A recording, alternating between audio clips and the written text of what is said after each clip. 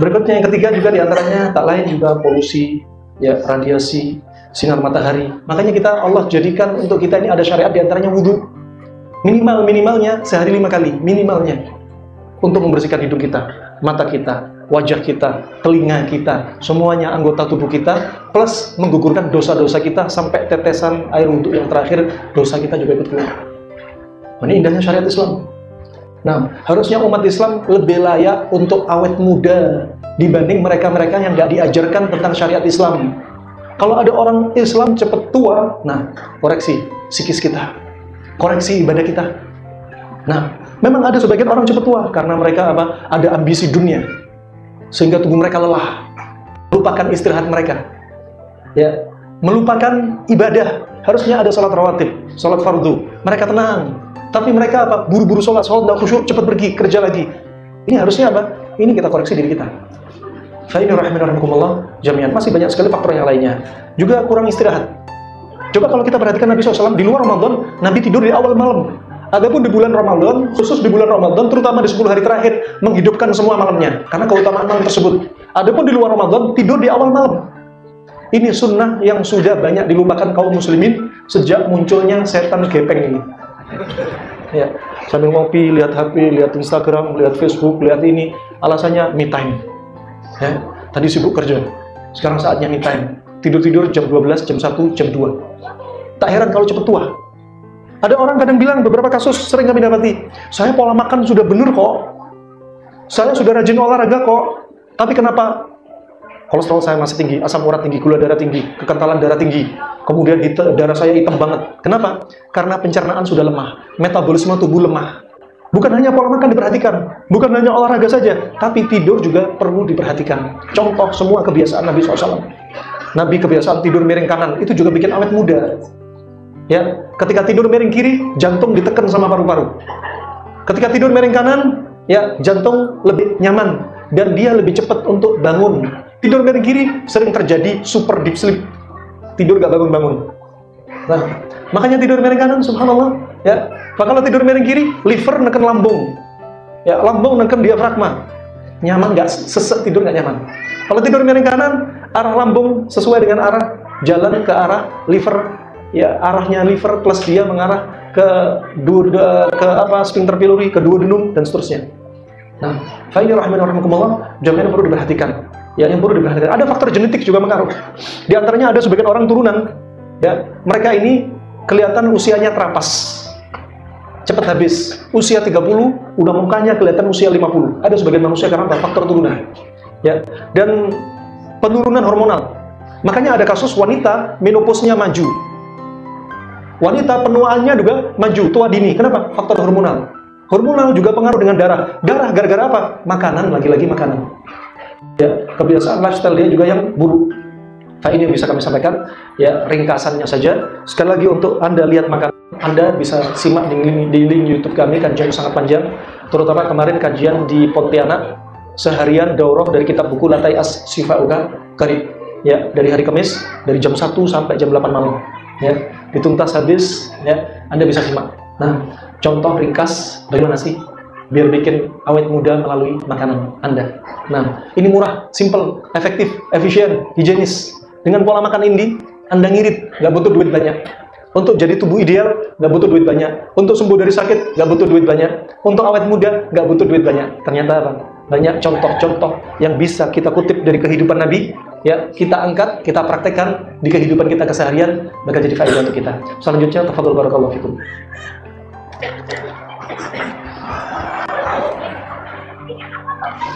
Saat saya menderita sakit tipes, kemudian mah kronis, susah nafas, batuk-batuk, beser, sering demam, dan ini sudah terjadi dari umur saya masih 13 tahun. Apakah disebabkan karena dosa saya? Barakallahu fikum.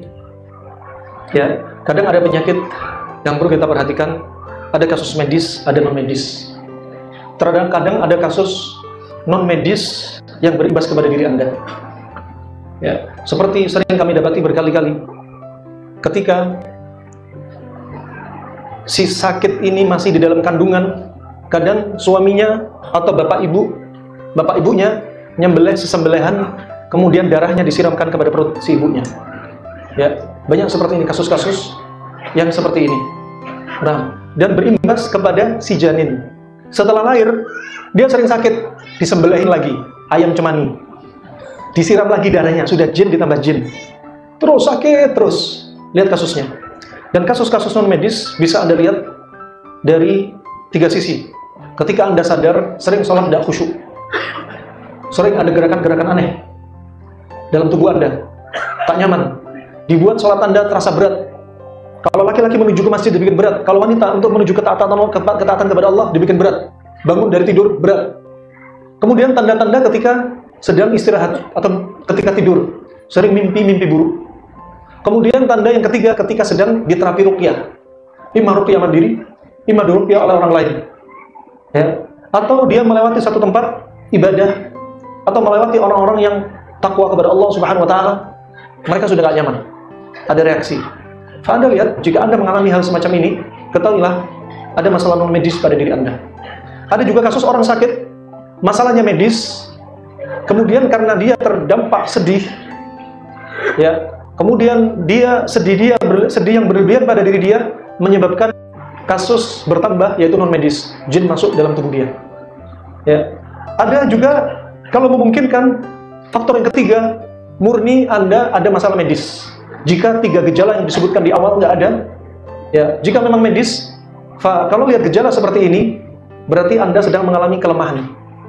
Ya, Anda mengalami kelemahan, seperti karena asupan nutrisi, seperti aktivitas yang melelahkan, yang menghabiskan tenaga Anda, ya, atau seperti kelebihan makanan. Kalau lihat seperti ini, bisa jadi Anda kelebihan makanan yang sifatnya dingin.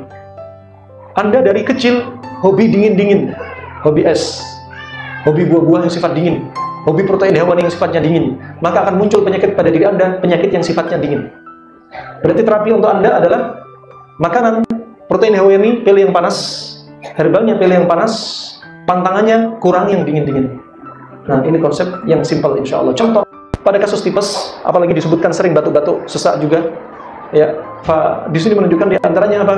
Anda kebanyakan dingin. Kalau banyak dingin seperti ini, kurangi minum air, kurangi buah-buahan yang sifatnya dingin. Nah, kasih yang panas-panas. Bisa Anda pilih, misalkan propolis, bisa Anda pilih kustul hindi, bisa Anda pilih habatus sauda yang panas-panas. Dan sakit mah Anda bisa jadi sakit mah Anda yang sifatnya dingin. Karena hobi dingin akan muncul sakit mah sifatnya dingin. Kalau sakit mah sifatnya dingin, pakai jahe. Kalau Anda sering konsumsi jahe, kalau Anda sakit mah Anda sifatnya panas. Berarti konsumsi dingin-dingin, timun, semangka, ya, dan semisalnya. Hindari pantangannya yang sebaliknya. Wallahu a'lam bishawab. Semoga Allah segera sembuhkan Anda. Terkait penuaan dini seperti rambut beruban dan mata kabur, apakah masih bisa diobati? Bisa diobati. Ma'anzalallahu da'an ila anzalallahu shifa. Allah nggak akan turunkan penyakit kecuali Allah turunkan obatnya. Ya, dalam riwayat Imam Muslim, Nabi juga wa idza usiba dawa'u penyakit akan sembuh dengan izin Allah. Kalau nggak cocok penyakit, Anda bisa jadi belum sembuh. Berikutnya, bisa jadi obat cocok tapi izin Allah belum diturunkan untuk Anda. Ini ditadaburi. Penyakit Allah turunkan dan turunkan obatnya. Baik penyakit non medis ataupun medis, baik kronis ataupun akut, baik fisik ataupun psikis. Allah, ya, sebagai umat Islam, jangan HIV, TBC nggak ada obatnya, asam urat nggak ada obatnya, kencing manis nggak ada obatnya. Allah jadikan solusi obat dan nggak jauh dari penyakit. Allah jadikan sayap lalat, satunya bawa penyakit, satunya bawa obat. Allah jadikan daging membawa penyakit, ada pada lemak gajih. Makanya dalam hadis yang sahih rahimahullah taala, alaikum bi albanil baqar, hendaknya Anda sering konsumsi sapi. Wasumnuha dawa, dan lemak gaji sapi itu obat. Ini hadis Nabi, wahyu. Selama ini Anda makan sapi, gajinya dibuang. Dan daging sapi itu penyakit. Ya, bisa jawabannya panjang. Nah, alhasil contoh berikutnya terkait dengan dini, ya, rambut beruban, mata kabur. Anda tadaburi diri Anda. Anda rambut beruban, mata kabur karena fisik atau karena psikis? Karena fisik bisa jadi karena ginjal, kebanyakan makan minuman instan. Ingat ya, nggak semua apa yang Anda anggap obat itu cocok untuk diri Anda. Makanya obat-obat yang dijual di pasaran, mau herbal, mau obat kimia, harus dikonsultasikan. Kalau obat kimia dengan dokternya, kalau obat herbal dengan ahlinya.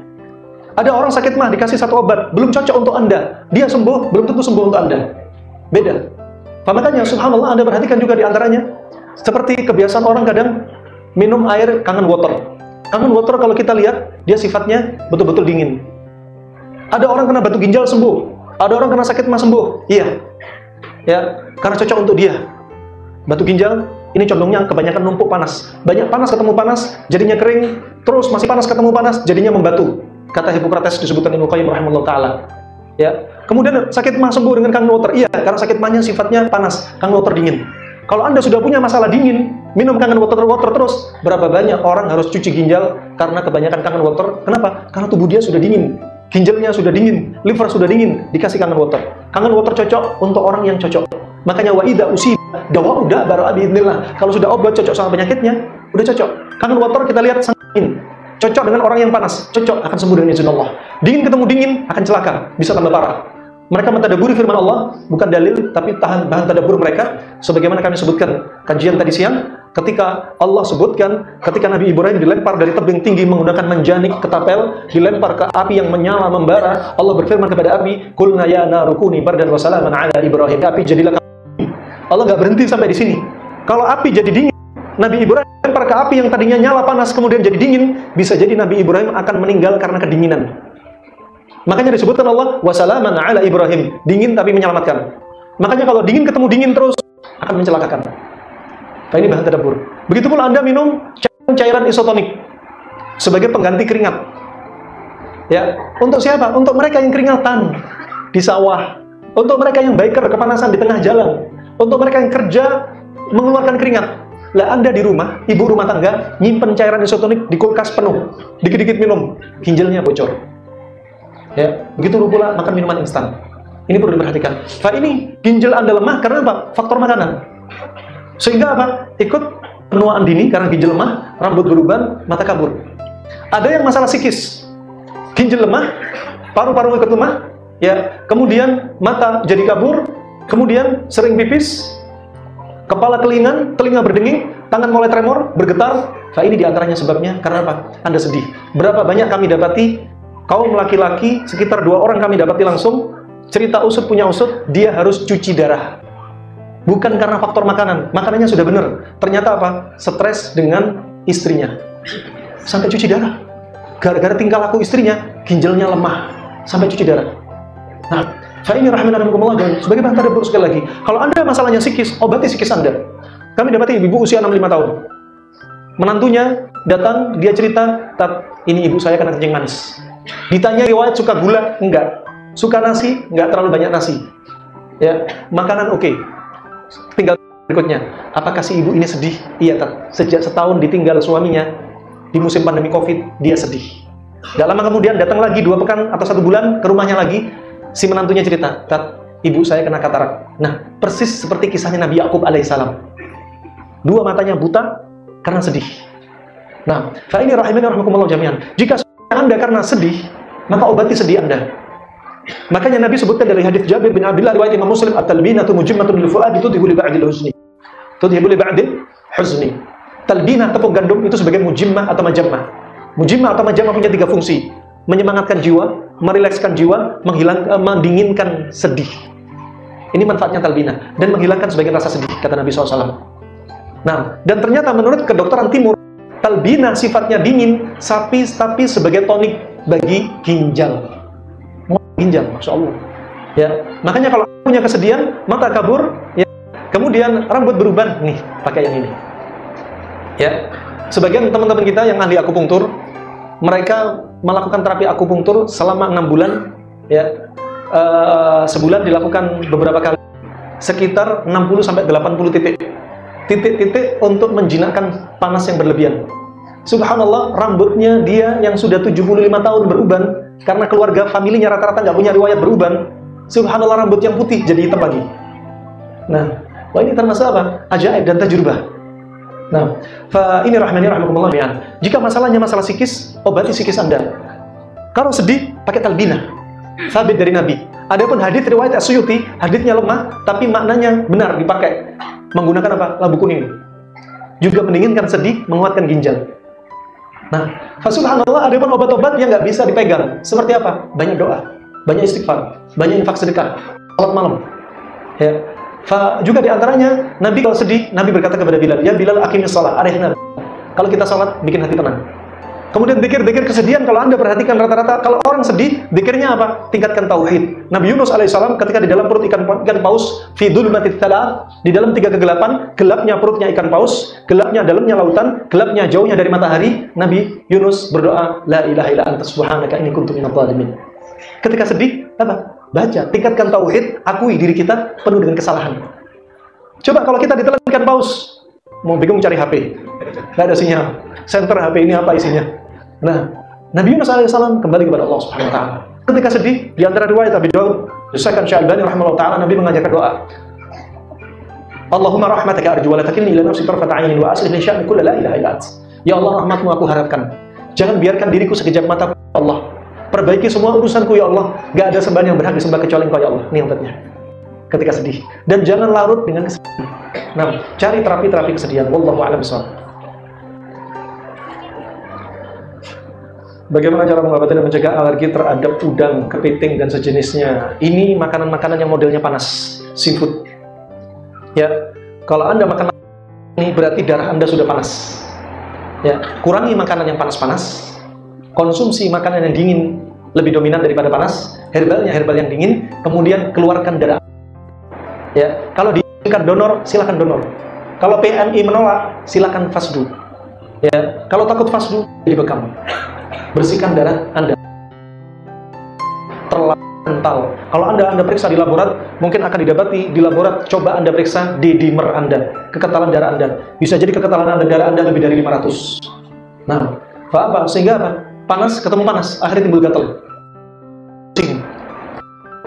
Tubuh sering meriang, timbul biduran dan lain sebagainya. Sesak. Ini semua satu paket. Lanjut.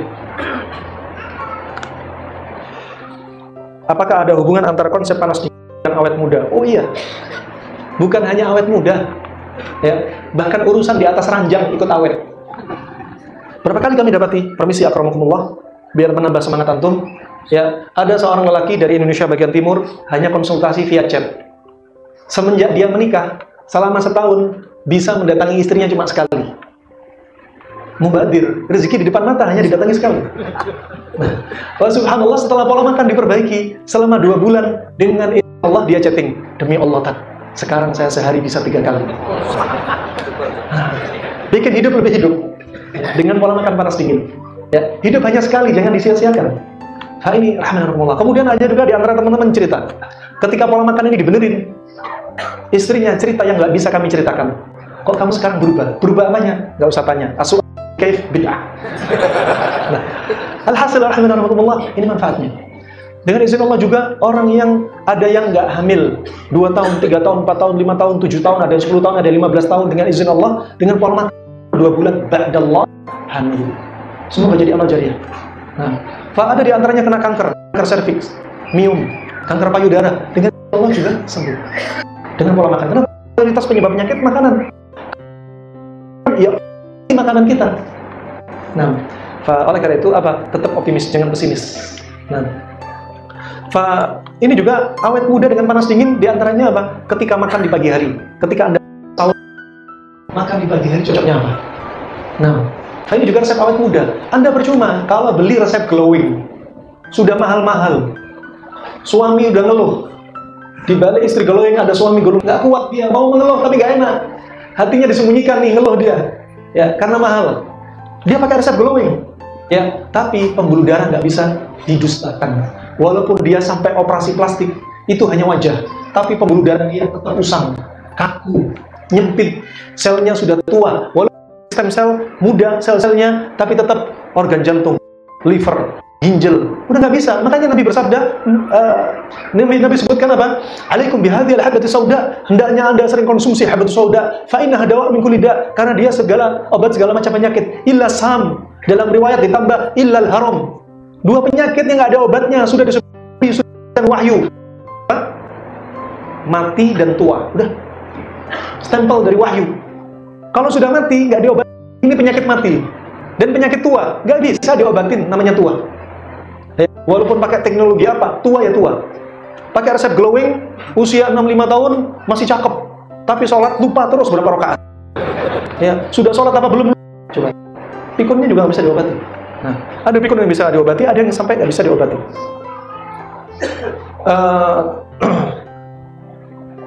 Apakah bekam dianjurkan?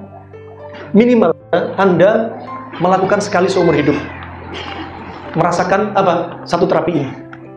Disebutkan oleh para ulama, Imam Ahmad dan yang selainnya, sunnah-sunnah pernah mereka lakukan. Termasuk diantaranya Imam Ahmad berbekam. Imam Ahmad pernah berbekam. Ya, sebagai wujud melaksanakan salah satu yang digemari Nabi ini juga, bekam. Dia berbekam dan dia memberikan upah sekitar yaitu 1/4 dinar kira-kira. Ya, 1 dinar itu 4 gram. Kalau 1 gram 1 juta, berarti 1 dinar berapa? 4 juta ya. Nah, Imam Ahmad memberikan upah kepada ahli bekam sekitar 1/4 dinar. Berarti berapa juta? Sekitar 1 juta. Untuk apa? Mengagungkan salah satu terapi ini. Jangan mentang-mentang kasbul hajam khabith, upah bekam itu khabith. Jadi mending saya nggak usah kasih upah. Lah mereka sewa tempat, beli alat, steril, kerja untuk terapi Anda, kok malah nggak dikasih upah? Nah, Nabi SAW juga demikian memberikan upah kepada Abu Tayyib, ya, seorang budak yang melakukan bekam kepada Nabi SAW. Dan disebutkan dalam Sahihul Musnad fi Tibb Nabawi, salah satu murid Syekh Muqbil rahimahullah ta'ala, disebutkan dalam sanad yang sahih, kalau ada sahabat datang kepada Nabi, bertanya kepada Nabi, ya Rasulullah si fulan sakit, bekam dia. Ada yang lain tanya, ya Rasulullah si fulan sakit, bekam dia. Ya Rasulullah si fulan sakit, bekam dia. Ya. Dan ingat, subhanallah, belum tentu semua terapi itu cocok untuk semua orang. Seperti Habatus Sauda disebutkan oleh Imam Al-Khattabi, dia obat segala macam penyakit. Tapi kata Al-Khattabi, kata Ibnu Qayyim, hadzal lafdhuhu al-umum urida bihi al-khusus. Disebutkan Habatus Sauda obat segala macam penyakit. Lafadznya umum, tapi yang diinginkan khusus. Yaitu apa? Habatus Sauda sifatnya panas kering, dia obat segala macam penyakit yang sifatnya dingin. Kalau Habatus Sauda untuk penyakit yang sifatnya panas, maka Habatus Sauda perlu dirangkai dengan obat yang lainnya atau bisa dicampur dengan air untuk mengobati penyakit yang sifatnya panas. Makanya ketika ada orang demam, Nabi anjurkan kompres. Nabi gak kasih Habatus Sauda. Karena demam panas, Habatus Sauda panas. Ini di antara contohnya. Dan Nabi menganjurkan bekam, tentunya apa? Orang-orang yang perlu dibekam. Lafadznya umum, tapi yang diinginkan khusus. Kalau ada orang sudah drop banget, ya, sudah pucet dibekam, ya, sudah anemia, sudah hipoglikemi, darahnya ngedrop, sudah tensinya udah rendah banget, ya, maka dinaikkan dulu baru dibekam. Ya, fa subhanallah rahimahumullah jami'an. Ada pun teman-teman yang bekam pakai bekam dengan api, ya, fa ini tanpa sayatan tak mengapa, karena dia nggak mengeluarkan darah. Kalau sudah lemes, sudah drop, dikeluarin darahnya, shock kemungkinan besarnya. Nah, makanya cukup pakai bekam kering, menggunakan api membantu, karena dia dingin pakai api. Nah, fa ini juga ada bisa dipakai konsep panas dingin. Fa untuk bekam, jika mereka ada unsur berlebihan dalam tubuh, ya, dan di sini Nabi sering menganjurkan bekam. Kenapa? Karena rata-rata penyakit itu ada di dalam darah. Dialah yang memutar-mutar penyakit. Ya, bukan hanya penyakit bakteri, virus, tapi dia juga yang muter-muter kaum jin. Inna syaitana yajri min ibni Adam majrad dam. Sesungguhnya setan lari lewat tubuh manusia melalui pembuluh darah. Makanya subhanallah ada sebagian orang-orang yang punya masalah jin, mau difasdu, mau dibekam, sudah gelisah. Kadang ketika diterapi, matanya ke tengah semua. Joget-joget, geleng-geleng. Nah, mereka gelisah, darah mau dikeluarkan. Nah, fa ini rahimahumullah, fa bekam untuk siapa tentunya? Untuk yang layak dibekam. Untuk yang layak dibekam. Barakallahu fikum. Lanjut. Apa obatnya? Suka bersin-bersin apabila kena kipas, apabila kena hujan, debu, menunjukkan Anda sedang masalah kedinginan. Ya, kalau orang dokter modern mungkin Anda akan disebut apa? Anda gangguan autoimun. Berarti apa? Autoimun yang sifatnya dingin. Herbal untuk Anda yang panas-panas. Herbal untuk Anda yang panas-panas. Apakah ada tumbuhan hewan yang memang tidak cocok pada tubuh kita? Ada yang nggak cocok. Kalau tubuh Anda sudah panas, atau Anda punya penyakit panas, ya, Anda konsumsi hewan-hewan yang sifatnya panas, akan tambah penyakit Anda yang sifatnya panas bertambah. Kenapa darah tinggi nggak dianjurin konsumsi kambing? Ya, bukan berarti bumbunya yang salah, kambing nggak salah. Salah juga makan kambing. Darah tinggi panas, kambing panas. Ya, walaupun nggak pakai santan, ya, tetap kambing tidak direkomendasi untuk orang darah tinggi. Dan Ibnu Qayyim menyebutkan, bagi orang yang punya penyakit panas, kalau pengen makan kambing muda, kambing yang masih menyusu. Ya, imma balibul, imma batibul, bawa 5 bulan, bawa 3 bulan. Subhanallah, kami dapati langsung salah satu klien kami, dia kalau habis makan sate kambing, naik tensinya 190. Ketika makan anak kambing yang masih menyusu, tensinya nggak naik. Nah, wah, ini diantara seni pengobatan kedokteran Arab klasik. Ya, berpengaruh kepada tubuh kita. Hewan yang kita makan bisa jadi pantangan, hewan yang kita makan bisa jadi sebab sakit, hewan yang kita makan bisa jadi obat bagi penyakit Anda. Anak Anda punya asma, batuk pilek, katakan dingin, bikinkan sop ayam jago, ya, sop kelinci misalnya. Nah, cari yang panas-panas. Punya asma, batuk, jangan dikasih ikan, ya, ikan-ikan yang sifatnya dingin, dagingnya putih misalnya. Bagaimana cara agar bisa mengurangi sering buang air kecil? Lihat, ada sering buang air kecil, kalau masalahnya psikis, ya psikisnya diobatin. Anda punya masalah psikis, sedih berlebihan, buang air kecil terus, ya sedihnya diobati. Kalau buang air kecil karena kebanyakan minum, ya minumnya dikurangi. Kalau kebanyakan air kecil karena musim dingin, ya wajar. Kalau buang air kecil terus, AC-nya diputer 16, semalaman, ya pipis terus. Ngompol di atas ranjang. Kan kedinginan. Nah, lihat sebabnya. Kalau sering buang air kecil, tapi nggak wajar, karena ginjalnya lemah, ya ginjalnya yang diobatin. Ya, bisa Anda bantu menggunakan talbina, juga lampu kuning. Ya, talbina juga lampu kuning. Saat saya menderita, sudah tadi. Saya ingin tanyakan, pertama, herbal apa untuk mengobati atau mencegah benjolan pada payudara? Ya, lihat Abu Lusain al-Baghdadi, seorang alim tibb, tapi dia seorang ulama sufi. Ya, meninggal tahun 425 Hijriah. Tapi kitab beliau tentang ilmu pengobatan jadi kiblat pada waktu itu. Ya, beliau sebutkan bahwasanya benjolan di masa beliau dan sebelum beliau sudah dibahas tentang seroton. Seroton itu bahasa Arabnya kanker. Ya, sudah dibahas oleh mereka karena sudah ada. Dan mereka menelaah bahwasanya benjolan itu ada 2, benjolan panas dan benjolan dingin. Ya, katakan kanker. Kalau ada tumor atau kanker, benjolan yang lembek tapi nyerinya sangat dahsyat, berarti benjolan tersebut sifatnya panas. Namanya panas, benjolannya lembek, tapi nyerinya hebat. Berarti apa? Herbalnya dan makanannya pilih dingin-dingin, pantangannya yang panas-panas. Anda diajari konsep. Saya nggak perlu nyebutin resep herbalnya. Banyak, kalau sudah pegang konsep, silakan ngayal mana aja herbalnya. Nah, makanya sering saya sampaikan di YouTube konsep-konsep terus. Kenapa? Anda nggak terpaku dengan hafalan. Nah, tapi pegang konsep. Berikutnya, kalau ada benjolan, dia kaku, keras, tapi nyerinya ringan, berarti ini benjolan, tumor, atau kanker sifatnya dingin. Anda perhatikan, Anda punya masalah yang mana. Ya, Anda tinggal menentukan obatnya. Yang jelas tetap konsep panas dingin Anda terapkan. Pernah kami dapati kasus ibu-ibu usia 40 tahun mengalami kanker payudara stadium 4B. Sudah kamar operasi sudah dipesan, tapi dia tetap belum siap. Ya, dia ingin mencoba dengan pola makan panas dingin. Dengan izin Allah, 2 bulan dia betul-betul strength dengan pola makan panas dingin. Kata dia, alhamdulillah, gak ada benjolan sama sekali, hilang total. Alhamdulillah, tak ada Allah. Tapi saya nggak tenang kalau saya nggak periksa ke onkologi. Ya sudah, periksa aja ke onkologi. Diperiksa dokter onkologi, sama sekali nggak ada sel kanker. Makanya jangan pernah putus asa. Kata Hippocrates, tindakan operasi adalah tindakan yang ekstrim. Selama satu penyakit bisa diobati dengan makanan, obati dengan makanan. Menurut kedokteran Arab klasik, penyakit itu diusahakan dengan satu obat. Selama penyakit bisa diobati satu obat, jangan pakai obat yang terlalu banyak. Begitu pula kedokteran timur. Dalam kitab Wang Dinejing yang ditulis atau dikarang sekitar 2.500 atau 3.000 tahun sebelum Masehi, disebutkan oleh beliau, tabibnya Kaisar Kuning Cina, beliau sebutkan penyakit yang sulit diobati kembalinya kepada makanan. Subhanallah. Kenapa kita nggak pede dengan makanan? Ya, kalau nggak beli obat harganya mahal, nggak tenang. Kalau sakit nggak impor dari luar negeri, nggak nyaman. Kalau berobat nggak pada dokter yang punya nama, nggak nyaman. Pada sinsei nggak punya nama, nggak nyaman. Pada terapis herbalis yang nggak punya nama, nggak nyaman. Bukan itu sebenarnya. Al-ibrah bil haqa'iq, wa laysa bi kathratil musammayat, wa laysa bi kathratil alqab. Ibrah yang bisa diambil hakikat. Kalau hakikatnya obatnya cocok, sudah cocok. Nggak harus banyak ngomong, nggak harus banyak titel. Yang penting cocok, sudah. Ba'dallah, Allah akan sembuhkan Anda. Ini rahman dan rahmatullah jami'an. Kemudian berikutnya.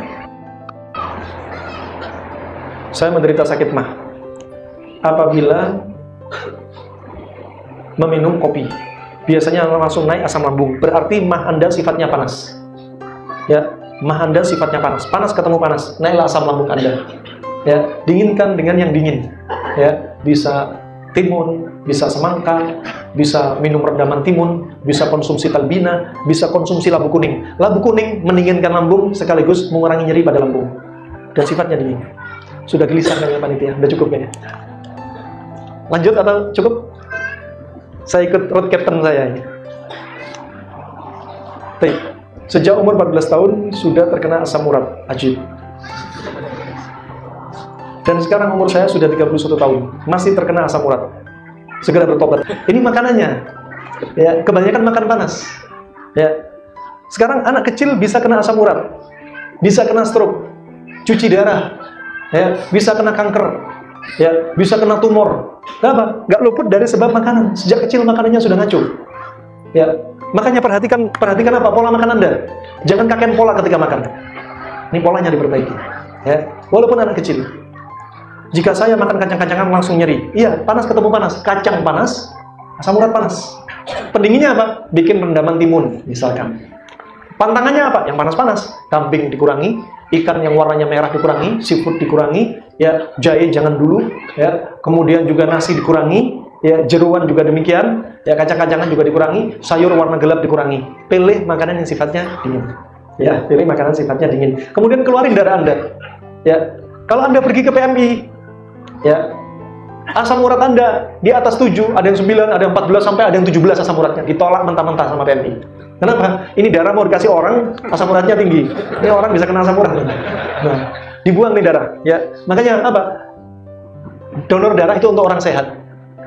Tensi Anda di atas 140 nggak diterima. HB di atas 18 nggak diterima. Trombosit tinggi nggak diterima. Ya, kemudian kekentalan darah tinggi nggak diterima. Habis divaksin nggak diterima. Habis kena virus nggak diterima. Gula darah tinggi nggak diterima. Kenapa? Karena Anda nggak sehat. Tapi kalau bekam dan fasdu, memang Anda sedang sakit, memang harusnya dibuang dan nggak dipakai orang lain. Makanya kalau nyumbang ke orang, sumbang yang baik-baik. Jangan sumbang yang kotor-kotor. Nyumbang kurma yang jelek-jelek, yang baik dimakan sendiri. Jangan. Nah, darah itu darah sudah kotor, mau sumbangin ke orang. Sedekah itu yang baik-baik. Nah, jadi apa? Darahnya dibuang juga. Ini Anda kalau masih terus-menerus kayak gini, nggak merubah pola makan, nggak move on, asam urat Anda akan berubah menjadi gout, membatu, nyumbat, timbul benjolan keras kayak batu. Dari bawah naik ke atas. Pernah kami dapati, ya, seorang klien kakinya sudah benjol-benjol kayak batu gede. Naik ke atas, dengkulnya sudah banyak. Ini permisi. Ya. Alhamdulillahilladzi afani mimma ibtalaka bi faddalani ala katsirin mimman khalaqa tafdila. Baca doa ini. Kalau Anda melihat orang yang sakit, baca doa ini. Kalau Anda lihat orang kecelakaan di depan Anda, baca doa ini. Kalau Anda melihat orang melakukan kesyirikan, maksiat, baca doa ini biar kita nggak seperti mereka. Ya. Subhanallah, wajahnya masallahu afiyah, ini udah benjol-benjol. Tangannya benjol semua. Kenapa? Sudah parah. Makanya apa? Cepat move on dari pola makan. Biasanya anak jalan pakai mobil selalu mudah masuk angin. Anda pakai mobil sambil makan apa? Ini perlu ditanyakan. Ya, sambil ngemil apa? Nah, kadang ada orang nggak suka pakai mobil. Kalau pakai motor nyaman. Kalau pakai mobil selalu masuk angin. Nah, ini gayanya biker. Sampai-sampai muncul gejala mual, pusing, rasa terbakar di lambung. Ini pertanyaannya, Anda sambil nyetir makan apa? Sama kayak Ramadan. Sebenarnya banyak orang yang subhanallah salah mindsetnya. Saya nggak mampu puasa Ramadan. Kalau puasa Ramadan mesti mah saya kambuh dan GERD saya kambuh, bahkan saya pingsan. Tanya dulu, Pak, sahurnya Anda apa, Pak? Ya, coba sahurnya, coba seperti sahur Nabi. Cukup sahur pakai kurma. Nikmat suhurul mu'min tamar. Senikmat-nikmat sahurnya orang mukmin menunya apa? Kurma. Walaupun Nabi juga pernah sahur nggak pakai kurma, tapi seringnya pakai kurma. Pakai kurma dan timun sudah obat sakit mah Anda. Dulu saya sakit mah 12 tahun, obesitas, BAB sepekan sekali dari SMA sampai saya di Yaman. Punya asam urat, ya, punya rematik. Subhanallah, pakai pola makan ini, niatnya hanya mengurangi berat badan. Dalam satu pekan turun berat badan 8,2 kilo. Satu pekan, 2 pekan turun 17 kilo. Ini bukan diet, hanya memperbaiki pola makan dan jadwal makan yang benar. Kalau diet, Anda menyiksa diri sendiri. Ditulis di dinding di HP, kalori sehari harus sekian, protein sekian, lemak sekian. Hidup sekali dibikin susah. Kemana-mana makan, cari pasangannya, ada panas, ada dingin. Simple. Nah, Aisyah badannya kurus menjadi gemuk ideal hanya gara-gara apa? Kurma rutop dan timun. Dari kurus jadi ideal. Yang gemuk juga turun ke ideal. Simple. Aisyah untuk menjadi gemuk ideal nggak harus makan sate kambing. Cuma apa? Kurma, rutop, dan timun. Coba, gajah nggak pernah makan daging kambing. Tapi gajah, gemuk ideal ala gajah. Ya. Macan, harimau nggak pernah makan asam urat. Hanya makan protein hewani, tapi nggak pernah makan sayur. Tapi kita bukan macan, bukan gajah. Ada saatnya kita butuh panas, butuh dingin. Ini rahimahumullah, jamaah yang perlu ditadaburi. Sekali lagi, mereka mengatakan saya nggak kuat puasa. Iya, karena sahur Anda salah, Pak. Ya. Kemudian juga demikian, ini apalagi kalau sudah nyetir pakai mobil, hobinya ngemil. Disebutkan oleh para ulama, jangan membiasakan makan di atas makanan. Ya, apalagi nyetir mobil, supir, apalagi juga orang yang hobinya ngemil di mobil makan terus, makan belum selesai ditumpuk lagi, belum selesai tumpuk lagi, belum selesai tumpuk lagi, sambil nyetir, masih ngopi sambil nyetir terus, akhirnya di blend perut dia timbullah uap gas beracun. Makanya tak heran orang yang sering nyetir kenapa sering kena angin duduk? Kenapa? Jantungnya dipenuhi dengan uap, ya, uap angin yang beracun, ya, sehingga apa? Menyesakkan diri dia, bahkan menimbulkan apa? Wafat bahkan. Udah cukup? Ternyata sudah jam 8 ya. Kertas ini mungkin jadi PR nanti di lain pertemuan, insyaallah kita kembalikan kepada beliau, kepada Ustaz.